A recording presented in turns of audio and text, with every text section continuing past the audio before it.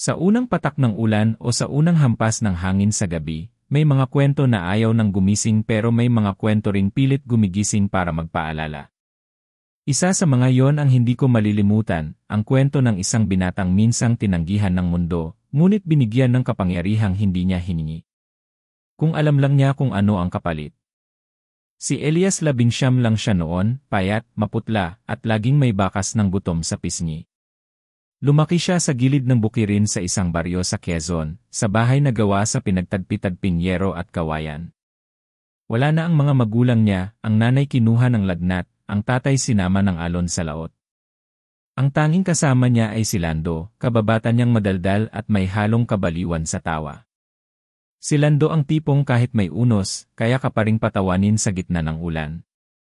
Pero sa mata ng iba, si Elias ay malas. May mga kapitbahay na naniniwalang may sumpa ang pamilya nila. Minsan, kapag dumadaan siya sa tindahan, biglang tatahimik ang mga tao, parang may hangin na dumaan na malamig at mabigat.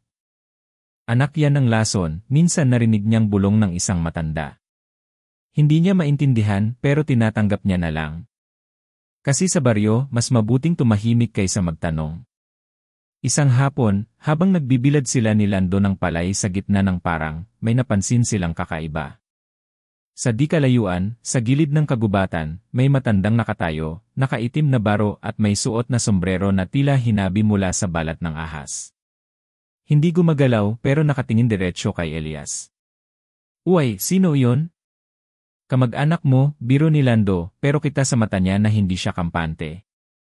Nang kumurap si Elias, wala na ang matanda, pero sa damuhan kung saan siya nakatayo, may naiwan na kakaibang kislap, parang butil ng bato na may kulay berde at ginto. "Huwag mong kukunin," bulong ni Lando. Pero para bang may kung anong humihila sa kamay ni Elias.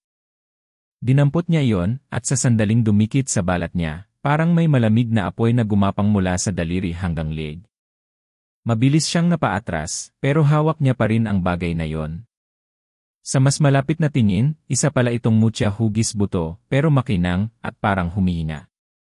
Pagdating ng gabi, habang kumakain sila ng kanin na may kaunting asin lang, naramdaman ni Elias ang kakaibang init sa palad niya. Nang tignan niya, nakaukit na roon ang hugis ng mutya, parang isinulat ng apoy sa balat niya. "Lando, may napapansin ka ba?" tanong niya. Pero bago pa makasagot si Lando, biglang may kumatok sa pinto, 3 beses, mabigat, at parang hindi gawa ng tao. Hindi sila agad gumalaw. Tanging tunog ng ulan at tiktak ng orasan ang naririnig nila. "Sino yan?" sigaw ni Lando, pilit pinapatatag ang boses. Walang sumagot.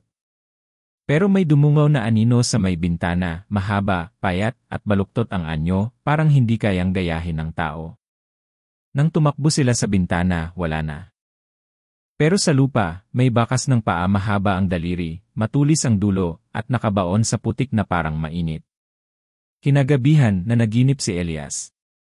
Nasa gitna siya ng gubat, at sa harap niya ay isang higanteng ahas na may mata ng tao. "Ibinigay ko sa iyo ang aking buto," sabi ng ahas sa boses na mabagal at mabigat. "Kapag natutunan mong gamitin ito, kaya mong puksain ang mga halimaw na kumakain ng laman ng tao, pero tandaan mo, bawat hampas ay may kabayaran." Pagkagising niya, sa tabi ng papag ay may nakabalot na tela. Dahan-dahan niya itong binuksan, isang latigo, kulay itim at berde, na parang hinabi mula sa balat at buto ng ahas. Magaan ito pero ramdam niya ang bigat ng kung anong kapangyarihan sa bawat hibla. "Galing sa iyo ba to?" tanong ni Lando na halos hindi makapaniwala. Hindi rin makasagot si Elias. Pero sa labas ng bintana, mula sa dilim, may kumukurap na pulang mata at alam nilang pareho, hindi na sila mag-isa sa gabing iyon. Hindi pa alam ni Elias, pero ang unang hampas ng latigo ay magbubukas ng pinto sa isang mundo kung saan ang aswang ay hindi lang alamat at kung saan ang bawat gabi ay maaaring maging huli mong gabi. Mula nang dumating ang latigo, parang may mabigat na aninong nakasunod kay Elias. Hindi niya alam kung anong mas mahirap, ang pagtanggap na may kakaiba sa kanya, o ang pakiramdam na lahat ng mata sa baryo ay nakatutok na sa bawat galaw niya. Lalo na't nagsimulang kumalat ang tsismis, nakita raw siyang may hawak na kakaibang bagay na kumikislap sa dilim. "Elias, anong nangyayari sa'yo?" Tanong ni Lando isang gabi habang nag-aayos sila ng lambat para ibenta kinabukasan. Simula nang may mutya ka, parang nag-iba ka. Tahimik ka na, laging tulala. Hindi siya sumagot agad. Kasi paano niya sasabihin kay Lando na gabi-gabi, naririnig niya ang tinig ng higanteng ahas sa panaginip niya, at tuwing magigising siya, may mga kaluskos sa ilalim ng bahay na parang may gumagapang. Bata pa si Elias nang unang maramdaman niyang iba siya. Walang nagsasabi ng totoo noon, pero may mga alaala siyang hindi nawala, ang gabi na narinig niyang umiiyak ang nanay niya habang nakatalikod, at ang tatay niya, tahimik lang, may hawak na maliit na kahon na kasing laki ng palad. Hindi niya kailanman nakita ang laman ng kahon na iyon, pero naaalala niya ang amoy, isang halo ng yero, lupa, at parang balat ng hayop na bagong balatan. Lumipas ang mga taon, pareho silang nawala sa kanya. Ang nanay, nilagnat na parang sinusunog sa loob. Ang tatay, nalunod daw sa dagat, pero wala ni bangkay na nakita. Sa libing ng nanay, isang matandang albularyo ang lumapit kay Elias at bumulong, kung ano ang dala ng iyong dugo, huwag mong itatakwil. Balang araw, hanapin mo ako. Hindi niya alam ang ibig sabihin noon hanggang ngayon. Kinabukasan, habang nagbubuhat sila ng bigas sa bayan, lumapit si Aling Sima, isang matandang nagtitinda ng yerba at langis. Nakatingin ito sa kanya, parang binabasa ang kaluluwa niya.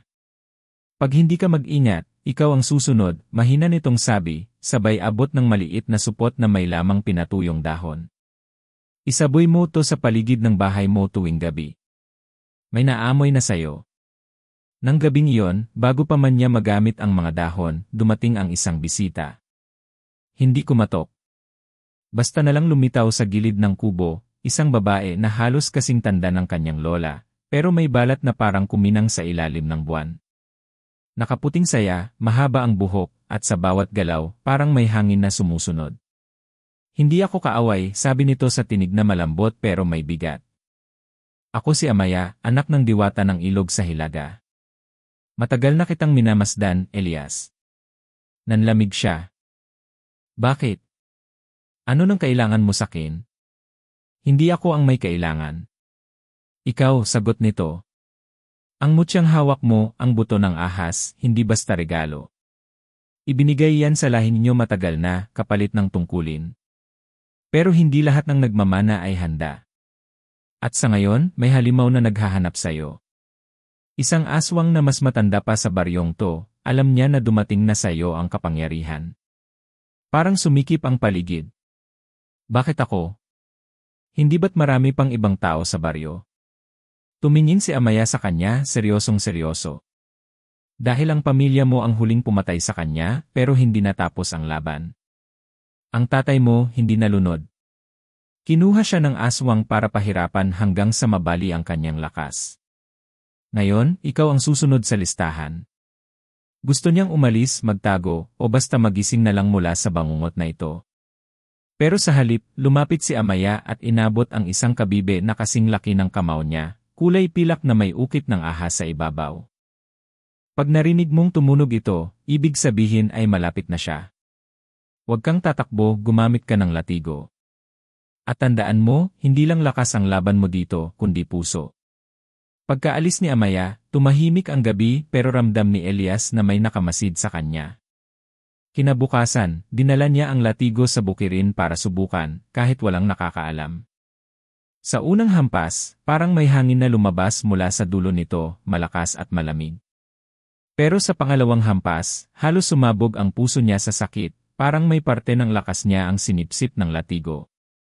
Ano bang ginagawa mo? Sigaw ni Lando, na biglang sumulpot mula sa likod ng puno. Anong klaseng bagay yan, Elias?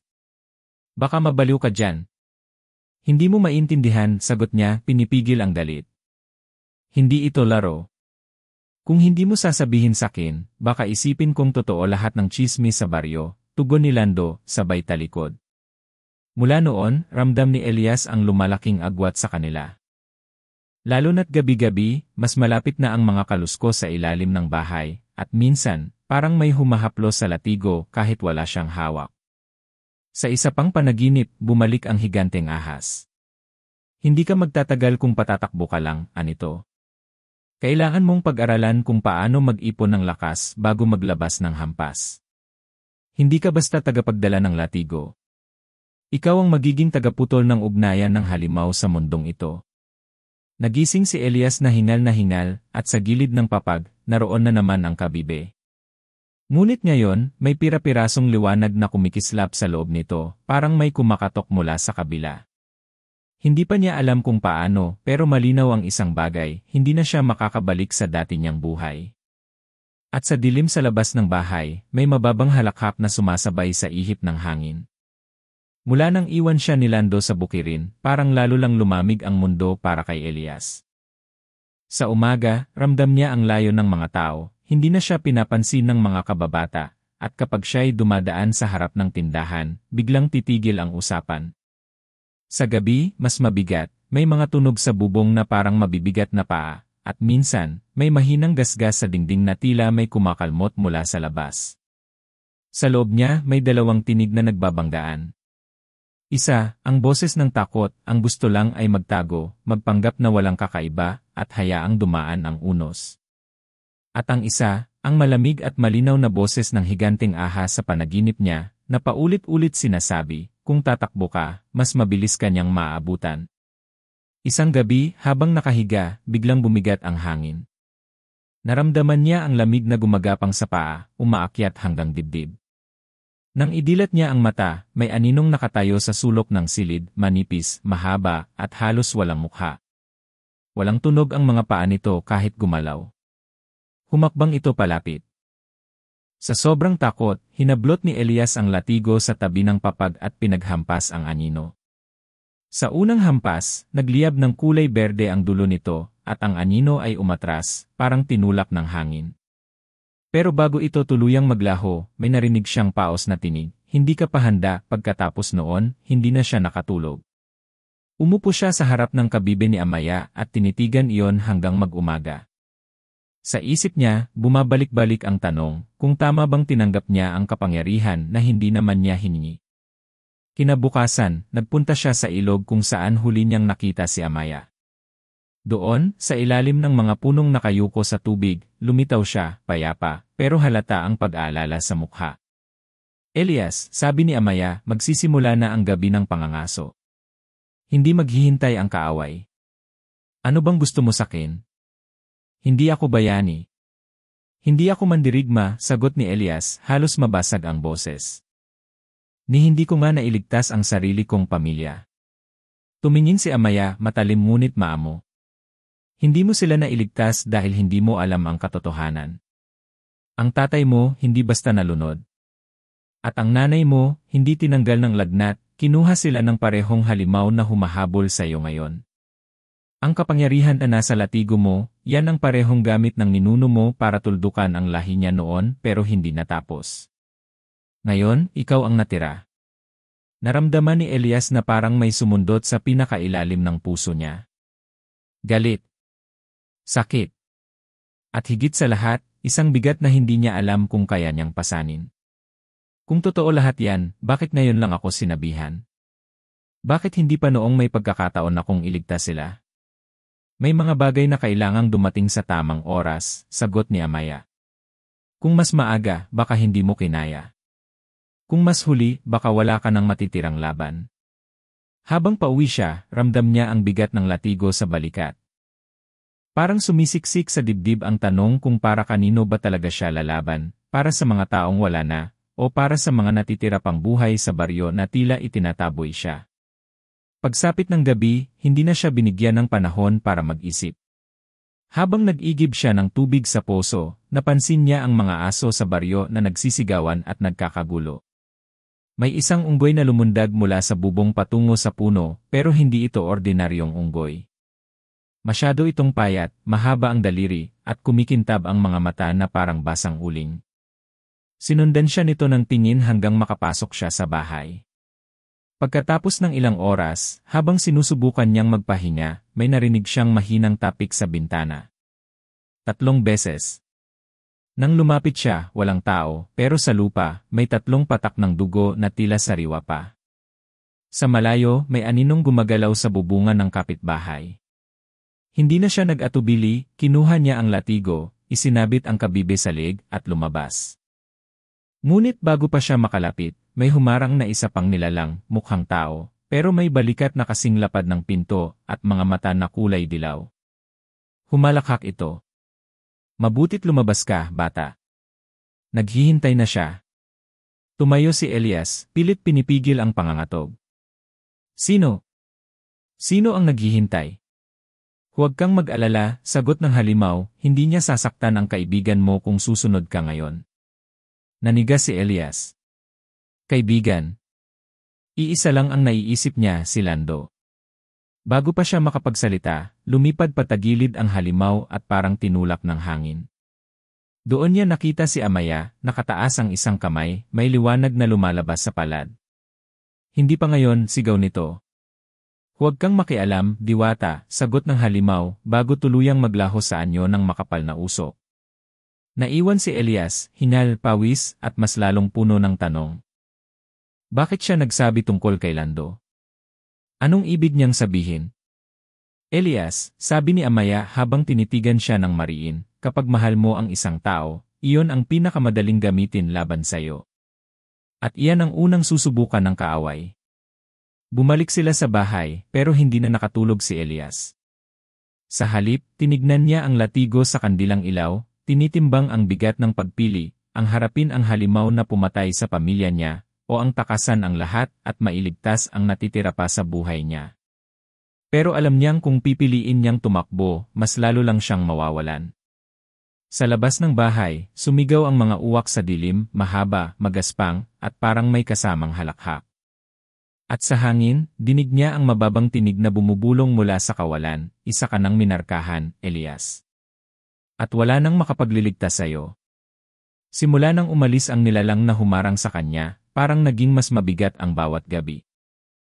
Sa araw, tahimik ang baryo, pero ramdam ni Elias na hindi iyon katahimikan ng kapayapaan, kundi katahimikan ng mga taong nagtatago, umaasa na hindi sila mapapansin. Sa gabi naman, mas malinaw ang mga palatandaan, mga pinto na biglang bumubukas kahit walang hangin, mga aso na tumatahol na parang may kaaway sa dilim, at minsan, mga batang umiiyak ng walang dahilan, sabay sabing may tao sa bintana. Gabi-gabi, pinapakinggan niya ang tunog ng kabibe. Minsan wala, minsan mahina lang. Pero kagabi, tumunog ito ng 3 beses, sunod-sunod, na parang may humahabol sa oras. Nang gabing iyon, hindi siya lumabas, pinili niyang manatili sa sulok ng bahay, yakap ang latigo, pilit pinapakalma ang sarili. Pero habang nakapikit siya, malinaw niyang nakita sa isip ang mga mata, pulang-pula, lumulutang sa gitna ng itim na walang hanggan. Kinaumagahan, pinuntahan niya si Lando. Hindi niya alam kung galit ba o takot ang mas nangingibabaw sa kaibigan, pero sa unang beses mula nang magkalayo sila, nakipag-usap si Lando ng seryoso. Elias, may narinig ako kagabi, sabi nito, halos pabulong. May tumawag sa pangalan ko pero hindi boses ng tao. Alam kong hindi ko dapat pansinin, pero parang nahihila ako lumabas. Doon na nagpasya si Elias. Hindi na siya pwedeng mag-isa. Lando, may tinatago ako sa'yo. May halimaw na naghahanap sakin, at ngayon, alam ko na pati ikaw, target na. Hindi agad sumagot si Lando. Kita sa mata niya ang takot, pero hindi iyon takot na lalayo, kundi takot na may kasamang galit. Kung totoo yan, hindi mo na ako dapat pinagtago sa kwento mo. Pero dahil nandito na rin ako, sabay na tayo. Iyon ang simula ng kanilang paghahanda. Sa araw, nag-ipon sila ng tuyot asin, at naglagay ng mga halamang binigay ni Aling Sima sa paligid ng bahay. Si Elias, araw-araw sinusubukang gamitin ang latigo sa bakanteng lot sa likod ng bukirin. Sa bawat hampas, pakiramdam niya'y may kumakagat sa lakas niya, pero napansin niyang habang tumatagal din bago siya mapagod. Sa gabi, nagbabantay sila sa harap ng apoy, halos walang imikan. Pero kahit wala silang sinasabi, malinaw sa pagitan nila ang bigat ng inaasahang darating. Si Lando, kahit minsan nagbibiro para gumaan ang pakiramdam, ay tahimik din kapag napapatingin sa dilim. Minsan, napapansin ni Elias na nakatitig si Lando sa mga gilid ng bahay, parang may nakikita siyang iba. Isang hapon, bumisita si Amaya. Hindi siya lumapit sa bahay, nasa ilalim lang siya ng punong mangga, tinatawag ang pangalan ni Elias. Nang lumapit siya, agad siyang sinabihan, hindi ko na mapipigilan ang gabi ng pangangaso. Pinapadala na niya ang mga bata niya sa paligid. Malapit na siyang lumapit ng personal. Bakit hindi na lang natin siya salubungin? Tanong ni Elias, halos desperado. Bakit kailangan pang maghintay? Tulad ng lahat ng mabangis na hayop, mas delikado siya kapag siya ang pipili ng oras. Kung pupunta ka ngayon, ibig sabihin, sa teritoryo niya kalalaban at doon, mas malakas siya. Hindi na sumagot si Elias. Pero ramdam ni Amaya ang panginginig ng kamay niya at idinagdag, hindi masamang matakot, Elias. Ang masama, kung hayaan mong gawing kadena ng kalaban ang takot mo. Nang magpaalam si Amaya, may iniabot siya kay Lando, isang maliit na bote ng langis na kulay kahel. Ipahid mo to sa paligid ng bahay tuwing gabi. Hindi nito mapipigilan ang lahat, pero mababawasan ang mga papalapit. Kinagabihan, sinunod nila yon. Pero habang nilalagay ni Lando ang langis sa pinto, napansin ni Elias ang aninong dumaan sa gilid ng bakuran, mabilis, parang hangin, pero malinaw ang hugis ng mahahabang daliri. Hindi niya ito pinansin sa takot na baka mas lalo silang kabahan. Pagdating ng kalagitnaan ng gabi, tumunog ang kabibe, mahina lang, pero malinaw. Sa labas, nagsimula ang malakas na ihip ng hangin, kahit tahimik ang kalangitan. May kumalabog sa bubong, isang tunog na hindi gawa ng paa ng tao o hayop. Pagtingin ni Lando sa bintana, wala siyang nakita, pero may dalawang marka sa bubong, parang mga kuko na matulis at malalim ang hukay. Elias, mahina niyang sabi, parang hindi na natin aabutin ang umaga. Kinuha ni Elias ang latigo at sinubukang pakinggan ang paligid. Sa bawat hampas niya sa lupa, parang may sumasagot sa malayo, isang mahinang halakhak na unti-unting lumalapit. Ang apoy sa harap nila, biglang kumurap, parang may dumaan na malamig na hangin sa gitna nito. Ang mga aso ng baryo, sabay-sabay na tumahol at huminto ng sabay, na parabang pinatahimik ng isang utos. May amoy na nagsimulang kumalat, amoy na parang pinaghalong nabubulok na karne at basang lupa. Sa bawat segundo, lalong sumisikip ang dibdib ni Elias. Gusto niyang sumigaw, pero alam niyang mas mabuting huwag. Sa may pintuan, may kumaluskos. Hindi tunog ng kamay, kundi parang may dilan na humahagod sa kahoy. 3 beses. Dahan-dahan. At pagkatapos katahimikan. Si Lando, nakahawak sa bote ng langis, tumingin kay Elias. Kung papasok siya ngayon, handa ka ba? Hindi agad siya sumagot. Sa isip niya, bumalik ang lahat, ang pagkawala ng kanyang mga magulang, ang bigat ng latigo, ang boses ni Amaya, at ang pangakong hindi na siya tatakbo. Pero kasama rin doon ang takot-takot na baka tama si Lando at hindi na sila abutin ng umaga. Sa labas, muling narinig ang mga yapak, ngunit hindi papalayo. Papalapit. Mabagal, mabigat, at sa bawat hakbang, parang mas lumalakas ang amoy ng kamatayan. At doon na napagtanto ni Elias, hindi na lang ito simpleng panggugulo. Ito na ang hudyat na ang halimaw ay nasa mismong pinto nila. Nakatayo silang dalawa ni Lando sa loob ng bahay, tahimik, nakikinig sa mabagal na yapak sa labas. Minsan, humihinto ang tunog para bang may inaamoy o pinakikinggan. Minsan, maririnig nila ang mababang ungol na parang may kinakausap ang dilim. Hawak ni Elias ang latigo, handa sa anumang sandali pero sa bawat tibok ng puso niya, ramdam niyang mas mabigat ang nangyayari kaysa sa nakikita nila. Biglang tumigil ang lahat. Wala nang yapak, wala nang kaluskos. Tumingin si Lando sa kanya, pilit ngumiti pero kitaang kaba. Baka umalis na, mahina nitong sabi. Pero bago pa matapos ang salita, may boses na sumingit mula sa mismong gilid ng kanilang tenga, mababa, malamig, at malinaw, hindi ako umaalis. Naghihintay lang ako ng oras. Napaatras silang dalawa, at sa sandaling iyon, sumiklab ang kabibe ni Amaya sa lig ni Elias. Maliwanag, halos masakit sa mata. Elias, sigaw ni Lando, pero parang hindi siya naririnig. Ang liwanag mula sa kabibe ay nagpakita ng isang anino sa sulok ng bahay, hindi sa labas, kundi sa loob na nila. Inihampas ni Elias ang latigo, at sa isang iglap, nawala ang anino. Pero naiwan ang amoy, mas masangsang kaysa dati, at may halong amoy ng apoy na parang galing sa lumang uling. Paano siya nakapasok? Hingal na tanong ni Lando. Hindi sumagot si Elias, dahil sa gilid ng isip niya, may bumabalik na alaala. Isang gabi noong bata pa siya, nakita niya ang tatay niya nakausap ang isang lalaking hindi niya kilala. May dala itong sisidlan na gawa sa balat ng ahas. Sa loob, may buto na kaparehong hugis ng hawak niya ngayon. At sa ilalim ng boses ng tatay niya, may halakhak na kapareho ng narinig niya kanina. Elias, mahinang tawag ni Lando. May dapat akong sabihin sa'yo. Tumingin siya sa kaibigan, nakaramdam ng malamig na kaba. Ano? Huminga ng malalim si Lando. Noong araw na nakuha mo ang mutya, hindi ko sinabi sa'yo pero nakita ko ang matanda sa gilid ng gubat bago siya nawala.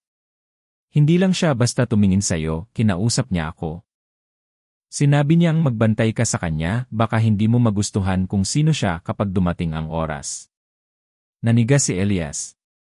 Bakit ngayon mo lang sinasabi? Kasi akala ko wala lang. Akala ko delusyon lang hanggang sa maramdaman kong may sumusunod sa akin tuwing gabi. Umiling si Lando, kita sa mukha ang halo ng hiya at takot. Elias, hindi ko alam kung lahat ng ito ay para iligtas ka o para ilapit ka sa kanya. Hindi na niya alam kung ano ang mas mabigat, ang panganib sa labas o ang tanong kung may tinatago rin ba si Lando mula sa kanya. Pero hindi na siya nakapagsalita dahil biglang umalon ang hangin sa labas, malakas na parang bagyo, kahit walang ulap sa langit. Sa gitna ng ugong, may narinig silang bulong, paulit-ulit na pangalan ni Elias, tinatawag mula sa di kalayuan, pero malinaw na malinaw. Muling umilaw ang kabibe, at sa liwanag nito, nakita nila ang mga anyo sa bakuran, tatlong nilalang na nakayuko, gumagapang na parang aso, pero ang mukha ay walang mata at may bibig na puro ngipin. Dahan-dahan silang umaakyat sa gilid ng bahay, dumidikit sa dingding na parang malagkit na anino. Hindi sila ang aswang, bulong ni Lando, nanginginig. Mga bata lang niya. Inihampas ni Elias ang latigo sa isa sa kanila. Sumigaw ito ng matinis, pero imbes na mamatay, naghiwa-hiwalay ang katawan nito sa maliliit na piraso, bawat isa gumagapang pa rin. Ang dalawa pang nilalang, patuloy na umaakyat, halos abot na ang bintana. Hindi natin sila kayang tapusin, sigaw ni Lando. Kailangan nating hindi tayo tatakbo, putol ni Elias, kahit nanginginig ang tuhod niya. Hindi pa ngayon. Sa isang hampas pa ng latigo, nagliyab ang paligid ng bakuran, parang hinampas ng hangin na may apoy. Nagsitigil ang mga nilalang, at isa-isa silang umatras sa dilim. Pero bago mawala ang huli, tumingin ito kay Elias at doon niya nakita ang isang bagay na nagpayanig sa kanya. Sa bibig ng nilalang, nakasabit ang isang piraso ng tela, kulay asul, punit, at kilala niya agad. Ito ang panyo ng kanyang ama. Nang mawala ang mga nilalang, bumalik ang katahimikan, pero mas mabigat na kaysa dati. Tumingin si Elias kay Lando, ngunit tila wala itong lakas na magsalita. Pareho silang nakaupo sa sahig, tahimik, hanggang dumating ang madaling araw. Pag-alis ng gabi, dumiretso si Elias sa ilog para hanapin si Amaya. Nang makita siya ng diwata, hindi na siya nag-aksaya ng oras. Amaya, sabi niya, pilit pinapakalma ang boses, bakit may panyo ng tatay ko sa isa sa mga nilalang kagabi? Tumingin si Amaya, pero imbes na sumagot, napatingin siya sa tubig, malalim, madilim, parang may gumagalaw sa ilalim. Elias, mahinang sabi niya, may bagay na hindi ko pa nasasabi sa'yo. Ang kaaway na hinaharap mo hindi lang basta pumatay sa pamilya mo. May utang na dugo siya sa lahi mo, at may dahilan kung bakit hanggang ngayon, hindi niya pinapatay agad ang mga huling tulad mo. Anong dahilan? Tumingin si Amaya sa kanya, diretso sa mata, walang kurap. Dahil hindi ka lang tagapatay sa kanya, ikaw ang susunod na magiging siya, kapag natapos na ang sumpa. Parang nahulog si Elias sa malamig na tubig. Lahat ng ingay sa paligid ay nawala. Sa loob ng utak niya, iisa lang ang umuugong, baka nga totoo ang sinabi ng matanda kay Lando, baka hindi ko magustuhan kung sino ako kapag dumating ang oras. At sa likod ng isipan niya, marahang umalingawmaw ang parehong halakhak na narinig niya kagabi. Elias hindi na natulog ng gabing iyon. Sa bawat hampas ng hangin sa dingding ng bahay, parang naririnig niya ang mababang halakhak na paulit-ulit bumabalik mula sa mga sulok ng isip niya. Wala nang oras para maghintay. Kung totoo ang sinabi ni Amaya, kung darating na ang oras na yon, mas mabuting siya na ang sumalubong kaysa hintayin pa itong pumasok sa pintuan. Sinabihan niya si Lando na umalis pero umiling ito. Kung mamamatay ka ngayong gabi, mamamatay akong kasama ka. Hindi kita iiwan. May pilit na tapang sa tinig nito pero kita sa mata ang takot. Tahimik nilang inayos ang paligid, ang mga halamang panlaban, ang langis, at ang latigo na mahigpit na nakapulupot sa braso ni Elias. Bago lumubog ang araw, dumating si Amaya, may dalang maliit na sisidlan ng tubig na kasing linaw ng salamin. Kapag ginamit mo ito sa kanya, sandali lang siyang hihina. Pero huwag kang magkamaling magdadalawang isip. Kapag nakuha ka niya sa takot mo, tapos na. Hindi pa man sumasapit ang hating gabi, dumating na ang amoy, mas mabaho, mas mabigat, parang pinaghalo ang bulok na dugo at nasunog na kahoy. Huminto ang lahat ng aso sa tahol. Sa bubungan, may narinig silang mabagal at mabibigat na yapak. Mula sa dilim ng bintana, dalawang pulang mata ang lumitaw, hindi kumukurap. Elias, dumagundong ang boses mula sa labas, lumabas ka. Huwag mo akong pag-antayin. Baka pati kaibigan mo makasama sa gutom ko. Kumulo ang dugo ni Elias. Binuksan niya ang pinto at lumabas, ang kabibi ni Amaya ay nagliliwanag ng halos sumakit ang mata.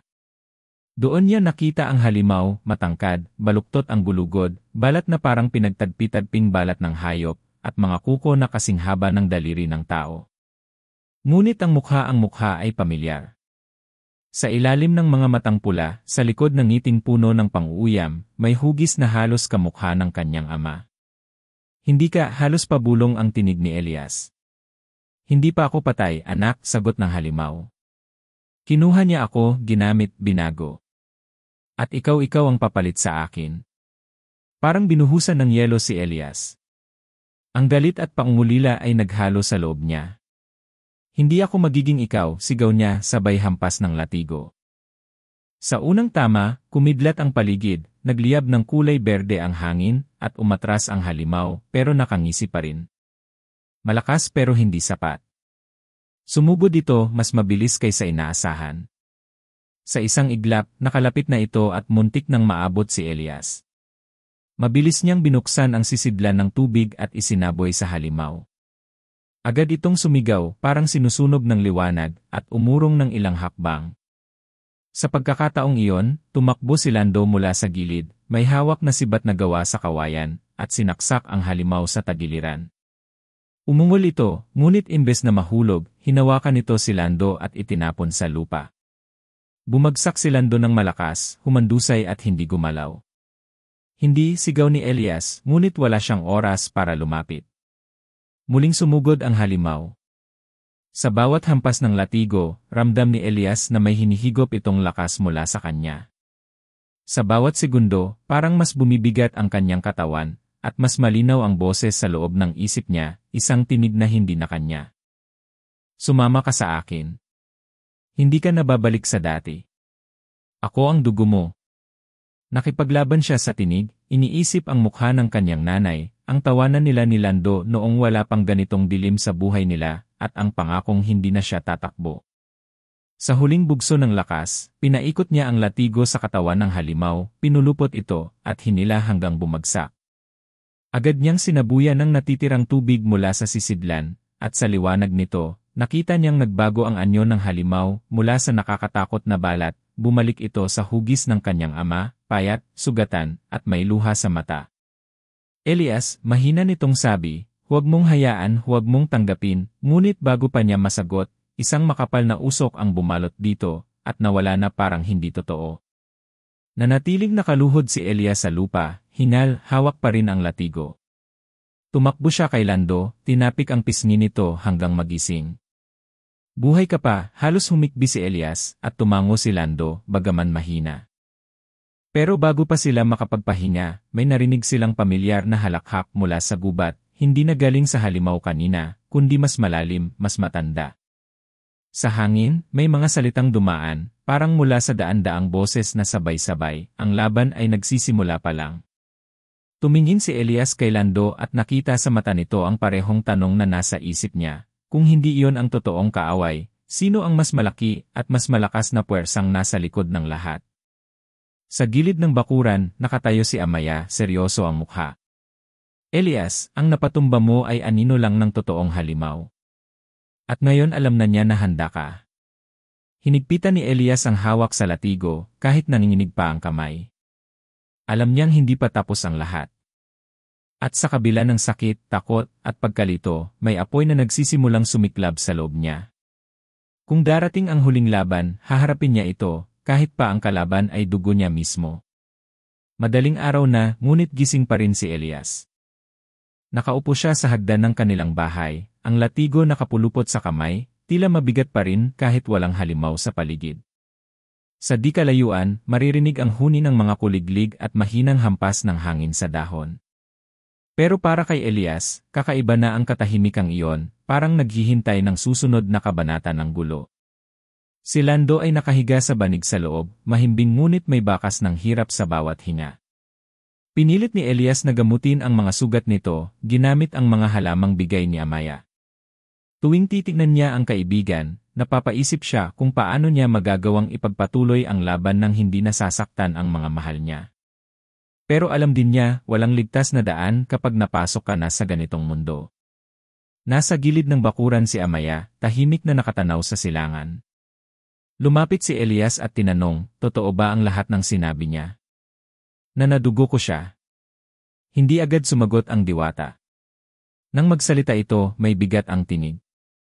Elias, ang ama mo ay isa sa pinakamagaling na tagapagtanggol noon. Pero nadungisan siya ng sumpa ng isang nilalang na mas matanda pa kaysa sa alaala ng tao. Iyon ang tunay mong kalaban. Parang lumubog ang puso ni Elias sa narinig. Noon niya naisip kung gaano kabigat ang pasaning iniwan sa kanya. Hindi lang basta laban sa halimaw, laban ito sa isang sumpa na unti-unting sumisira sa pamilya niya. Kaya ba niya ako pinapapunta sa kanya? Tanong niya. Tumango si Amaya. Kasi alam niya kapag sumuko ka sa takot at galit, magiging isa ka sa kanila. Kinabukasan, dumating ang ilang matatanda ng baryo. May dala silang pagkain, gamot, at mga tingin na puno ng kaba. Narinig namin ang nangyari, sabi ng isa. Kung may totoo ka mang pinapatay, ipagtatanggol ka namin, pero kung dala mo ang kapahamakan dito, aalisin ka namin. Masakit ang mga salitang iyon, pero tinanggap ni Elias. Wala na siyang panahon para magpaliwanag o manghingi ng unawa.